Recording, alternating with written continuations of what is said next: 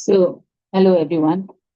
Today we are here to discuss the board paper for CBSE, Class 10, the English Communicative paper. The boards are now 2-3 months away, and we need to start focusing on how we need to attempt the paper. So, my today's lecture is going to focus on how we go about the paper. First, I'm going to briefly tell you about the different sections, what are the kind of questions that are going to come, and then we shall then move on to what and what should be our modus operandi so as to be able to finish our paper in time and also to be able to get sufficient time to revise without getting stressed out. So as you can see, the CBSE board class 10 communicative paper will actually be for 3 hours writing time plus 15 minutes the reading time. So the time available to you is actually 3 hours and 15 minutes. If I look at the way the marks and the sections are distributed, the first section, as always, is the reading skills. And in the reading skills section, you're going to be getting two passages. One is going to be for 12 marks and one is going to be for 10 marks. So the 12 mark one and the 10 mark one, I'll just tell you the kind of questions that are going to be there. There are going to be 3 or 4 MCQs in the 12 marker, and the other balanced questions are going to be VSAs. VSAs means the very short answers.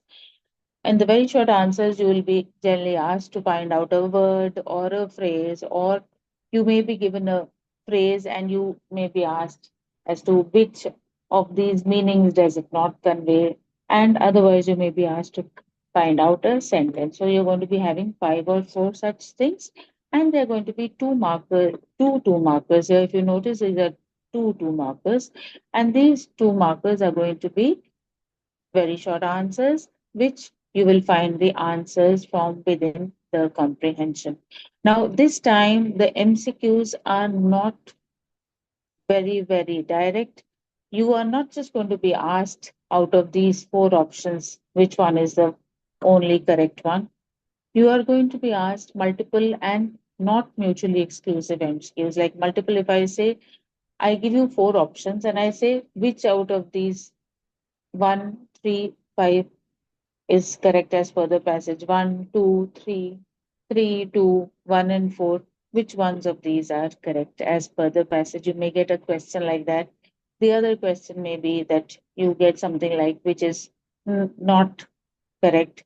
A third can be an assertion reason question where you are given a statement which is the assertion and a statement which is the reason. You then will have to identify from the passage whether the assertion is true, whether the reason is true. If they are not, you have option A and option B. If assertion is true, you have, and reason is not true, it's option A. If assertion is not true and reason is true, it's option B.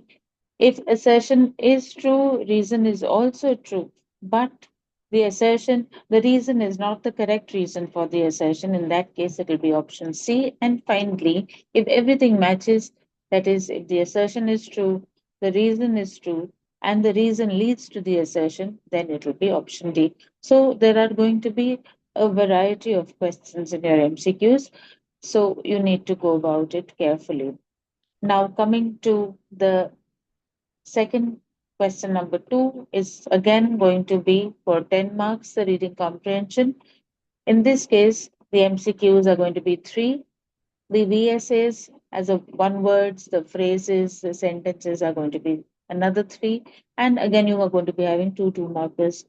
So, my suggestion to you would be that you read the passage once, just skim over the passage. When I say skim over the passage, I mean that you just go over the passage very quickly without trying to identify or mug up or by heart details, etc., etc.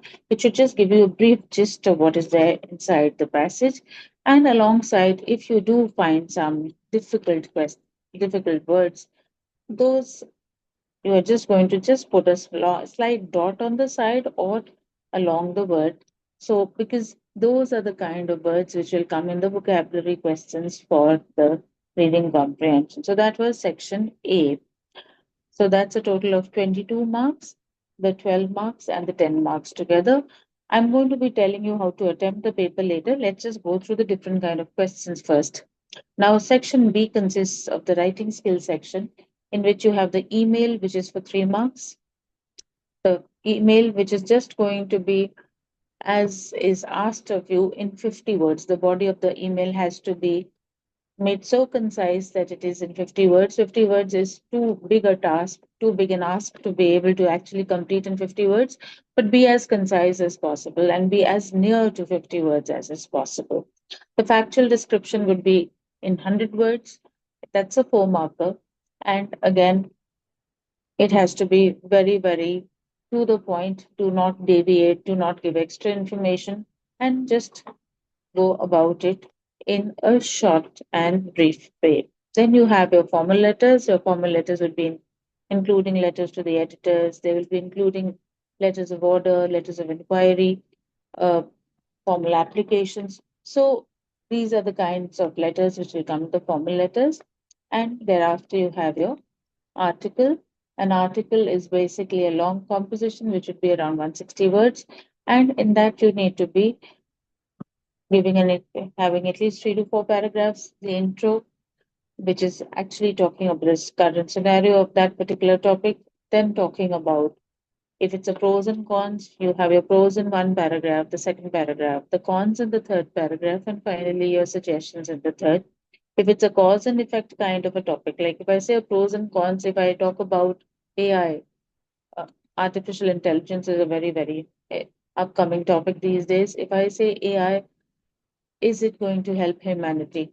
So the first paragraph is going to be talking about the introduction as to where and in what fields has AI actually invaded. Coming next would be the second paragraph, which is the prose paragraph, which talks about the advantages of using AI. The third paragraph would be the cons paragraph, the disadvantages, where we're talking about how AI can actually be detrimental to human life because it is in the long run, if we are not watchful of how we use it, it's going to be mankind is going to become a slave to machine. So that would be the third paragraph, which is the cons paragraph, and finally the suggestions paragraph or the concluding paragraph. So that's a pros and cons kind of question. The other one could be the cause and effect. In the cause and effect, again, introduction, the causes, the effects, and the concluding paragraph. A cause and effect would be something like climate change. Now, climate change, there can be no two ways, there can be no pros and cons. It's all disadvantages only. But what has led to climate change? So we talk about the cause and effect in that kind of an article. So that is going to be an 8 marker. So this is your section B, which is your writing skills section. Coming next then is the grammar section.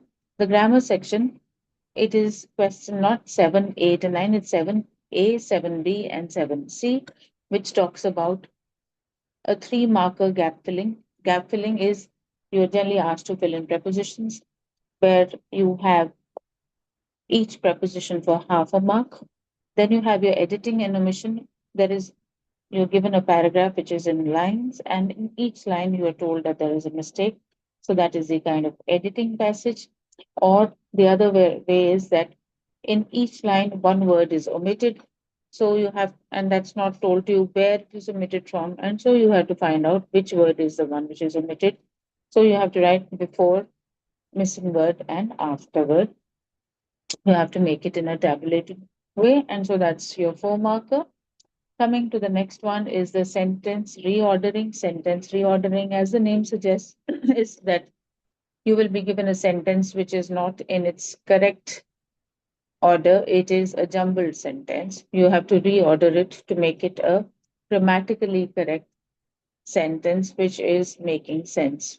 Transformations here would be in the form of a dialogue which is in direct speech, and that is then reported, and you have to fill in the blanks using the indirect version of that particular dialogue. Is that okay? So these are your grammar questions. In all, grammar is only for 10 marks for that is section C. Now coming to your literature section, here the literature section starts with question number 8, which is the RTC or the reference to context question. Here you will be given, it can be from anywhere, from the prose or the poetry from your Interact in English textbook. And you will be given three questions out of which you need to attempt two. And each one of those two will actually be four markers where you will have to either answer directly or you will be given MCQs. But all of them are going to be VSAs. So this is question number 8.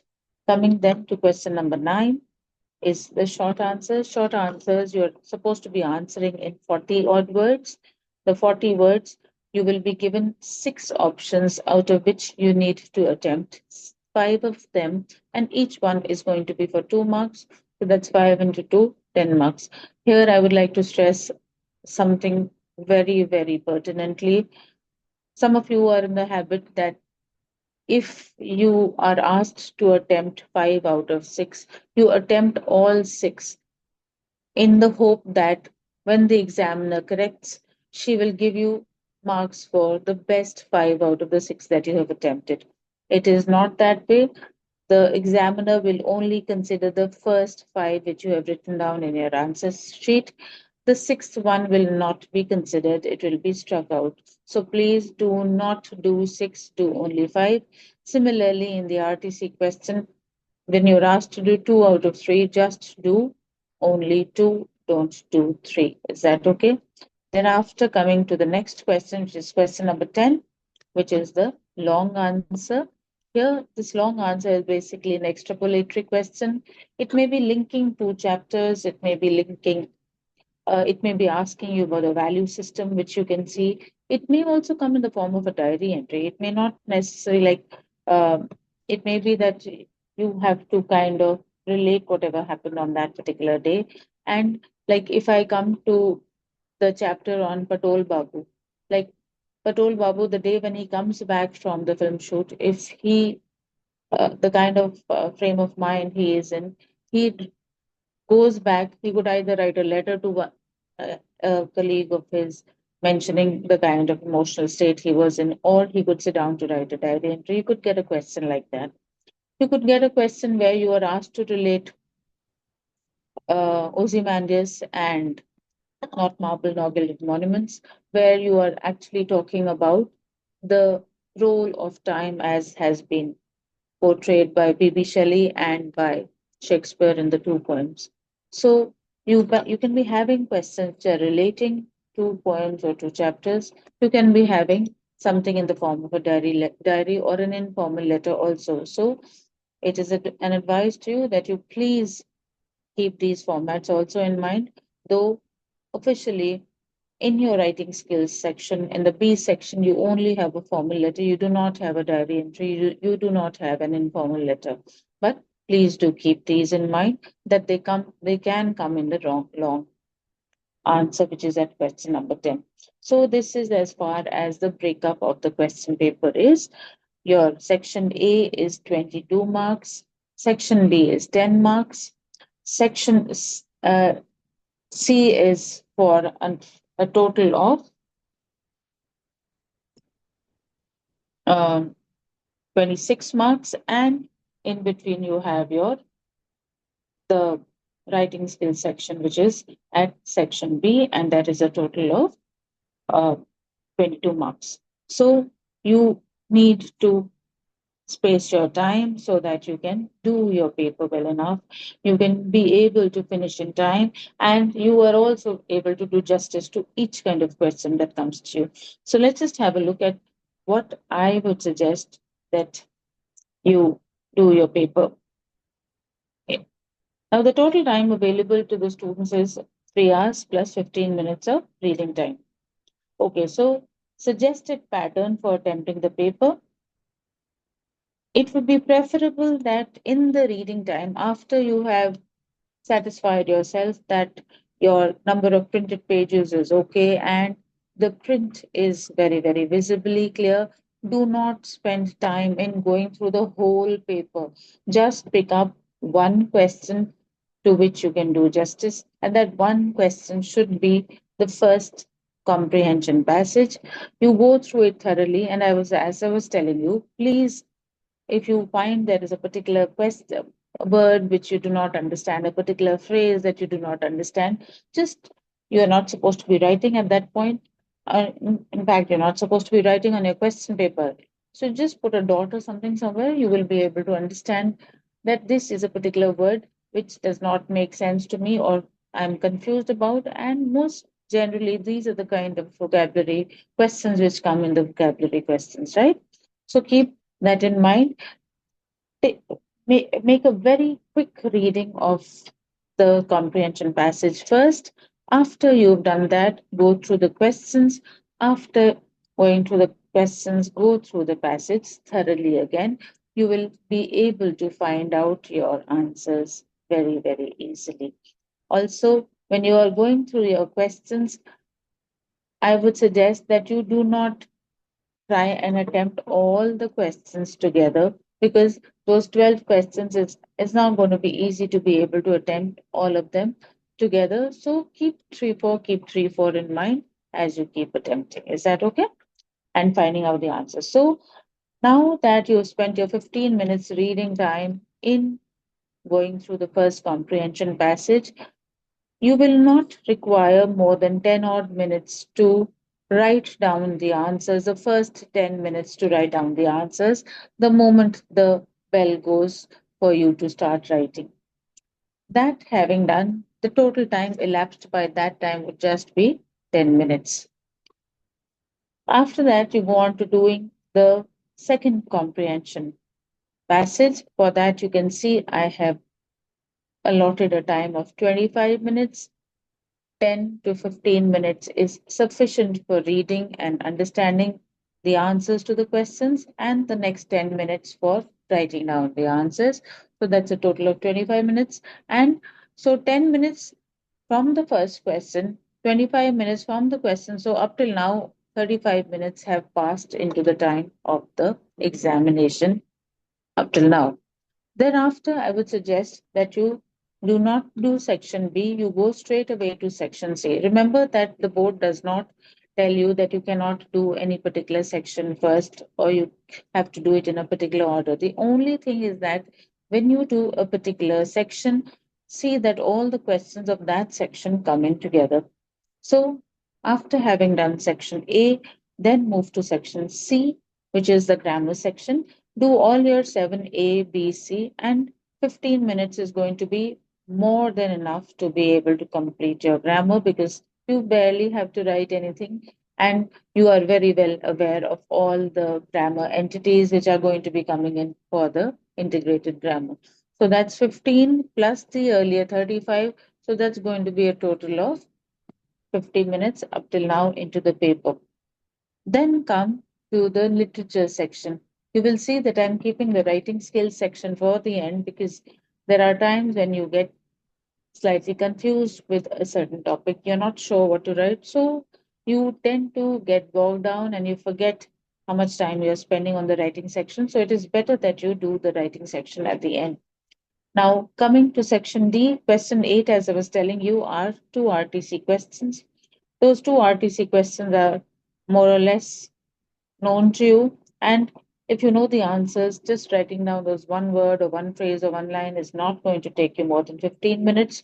So up till now, 65 minutes would have passed into the paper. Question 9 is a set of 5 short answers which you need to attempt out of the 6 given ones. Assuming that you are even taking 7 minutes for each of the short answers, though each short answer is not supposed to be for more than 40 to 50 words. 40 to 50 words is hardly 3, 4 lines. If there are certain people who write big, For them, it will be 7, 8 lines, but nothing more than that. And assuming that you're taking 7 minutes per question is very well, very, very comfortable, and you should be able to do it in 35 minutes. So that gives you a total of 65 plus the 35. So you're 100 minutes into the paper up till now. You will notice I put this into a box, and this is very, very important. Question 10 is the long extrapolatory question where you have to think, you have to relate things, you have to write a diary entry, could be you have to write an informal letter. So there are a number of things which may have to go into that question. So preferably leave that question for the end. But then I've already told you that you have to do the entire section together. So how are you going to do it at the end? Leave 2 pages for it, because even though it is a long answer, you are not going to be, you're not supposed to be writing more than 160 odd words for that. So even if you leave 2 pages for it, that is going to be more than sufficient. Move to section B and come back to attempt this right at the end of the paper. Now, the next two writing skills are the shorter ones. The email is a very, very short writing skill. Still, I have asked you that you can still take 15 minutes into it, 15 minutes for the factual description. So, up till earlier, we had spent 100 minutes, adding on another 15 minutes for question number 10, which was a long literature question, 115. Plus, if you add up the email and the factual description together, for which I've given you 15 minutes, so that's 130 minutes. Thereafter comes the letter, another 15 minutes, and the article, another 15 minutes. So that is a total of 160 minutes gone into the paper. And your total paper time after the reading time is actually 180 minutes. So you're still left with 20 minutes in which you can comfortably revise your paper. Is that okay? So if you follow this pattern, it will be easy for you and you will be able to do justice to each and every question. I will not be able to do much more in this particular lecture, but in the next lecture, I plan to take up the two short writing skills together, which is email and the factual description. So I'll meet you then in the next lecture. And as usual, you know where to get back to me. My telephone numbers are there in the channel and they are also up on the board. If you want to have a look, you can contact on any of these numbers. Thank you and start studying now seriously for your papers. Thank you. Have a good day.